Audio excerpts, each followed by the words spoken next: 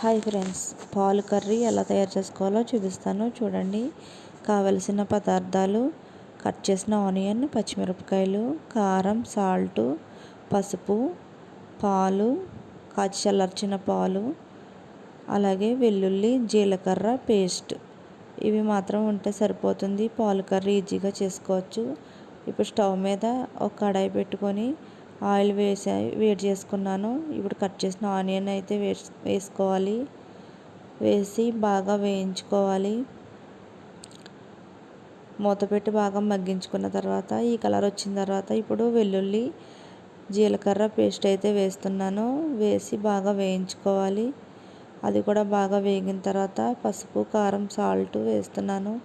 మీ curry క్వాంటిటీని బట్టి మీరు కారం, సాల్ట్ అయితే వేసుకోండి. కొంతసేపు అయితే బాగా మూత పెట్టి వేయించుకోవాలి. ఆయిల్ బయటకు వచ్చే వరకు వేయించుకున్న తర్వాత బాగా వేగింది. ఇప్పుడు వేగి ఆయిల్ బయటకైతే వచ్చింది. ఇప్పుడైతే పాలు పోసుకుందాం ఫ్రెండ్స్. పాలు పోసుకుని కొన్ని వాటర్ కూడా పోసుకోవాలి.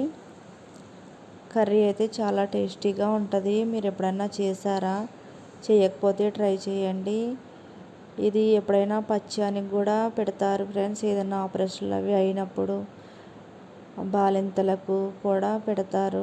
ఏమైనా ఫీవర్ వచ్చి అన్ని కూరలు తినకూడదు అన్నప్పుడు కూడా చేస్తారన్నమాట. ఈ కర్రీ చాలా ఆరోగ్యానికి, హెల్త్కి కూడా మంచిది. ఎప్పుడైనా చేయకపోతే ఒకసారి ట్రై చేయండి.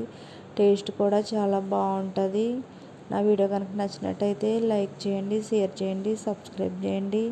కొత్త వాళ్ళు ఎవరైనా నా ఛానల్ చూస్తున్నట్టయితే సబ్స్క్రైబ్ చేసుకోండి. Thank you for watching friends.